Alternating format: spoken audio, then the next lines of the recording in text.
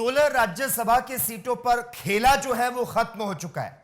राज्यसभा की सियासी रस्साकसी खत्म हो चुकी है और अब यहां पर यह समझने की कोशिश करेंगे कि राज्यसभा में कहां पर किसका गणित फंसा और क्या रहा पूरा समीकरण। बाड़ेबंदी से लेकर नंबर गेम तक आखिर किसका जादू कहां से चला। तो यहां पर आपकी डिजिटल स्क्रीन पर हम आपको बताते हैं कि राज्यसभा चुनाव में कौन आखिर कहां से जीता। सबसे पहले यहां हम आपको बताते हैं राजस्थान का क्या कुछ हाल रहा। राजस्थान में कांग्रेस ने पार्टी की लाज को बचा लिया और यहां पर यह कह सकते हैं कि राजस्थान में कांग्रेस की बाड़ेबंदी सफल रही और पार्टी के तीनों ही कैंडिडेट चुनाव को जीत गए।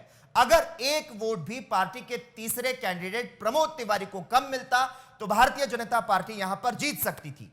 तो इस तरह से राजस्थान में 3 सीटों पर कांग्रेस यानी कि मुकुल वासनिक, रणदीप सुरजेवाला और प्रमोद तिवारी की जीत हुई और एक सीट पर भारतीय जनता पार्टी यानी कि घनश्याम तिवारी की जीत हुई और इसी के साथ ही निर्दलीय सुभाष चंद्रा को सिर्फ 30 वोट मिले और वे चुनाव को हार गए।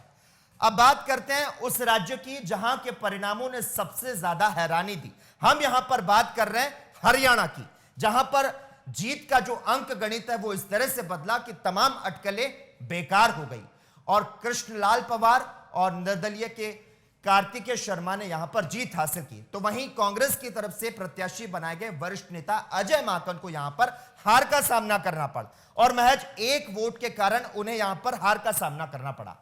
अब यहां पर बात कर लेते हैं महाराष्ट्र की, जहां पर शिवसेना को झटका लगता नजर आ रहा है और भारतीय जनता पार्टी की झोली में 3 सीटें आई है। यहां पर बीजेपी के 3, एनसीपी, शिवसेना और कांग्रेस से एक सांसद बनाए।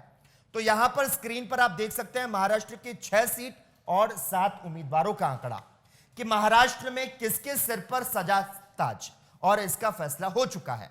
अब यहां पर बात करते हैं कर्नाटक की। यहां पर राज्यसभा चुनाव में बीजेपी ने कर्नाटक का किला जीत लिया है। यहां पर बीजेपी को 3 और कांग्रेस को 1 सीट मिली। यहां पर निर्मला सीतारमण और साथ ही साथ एक्टर और लहर सिंह की जो जीत है वो यहां पर मिली है और साथ ही साथ में यहां पर जयराम रमेश भी जीते हैं। तो यहां पर हमने यहां पर समझा कि क्या रहे जीत के समीकरण, कैसे कर्नाटक में बीजेपी का कमल खिला, हरियाणा में कांग्रेस से कहां पर चूक हुई, महाराष्ट्र में किसको फायदा किसको नुकसान हुआ और राजस्थान में सीएम गहलोत का कैसे जादू चला। इन परिणामों के सामने आने के बाद आखिर में यह कहना चाहूंगा, भाई वाह, कड़क चाय में पार्ले जी बिस्कुट भिगो कर खाने वाले सियासत के जादूगर हैं अशोक गहलोत।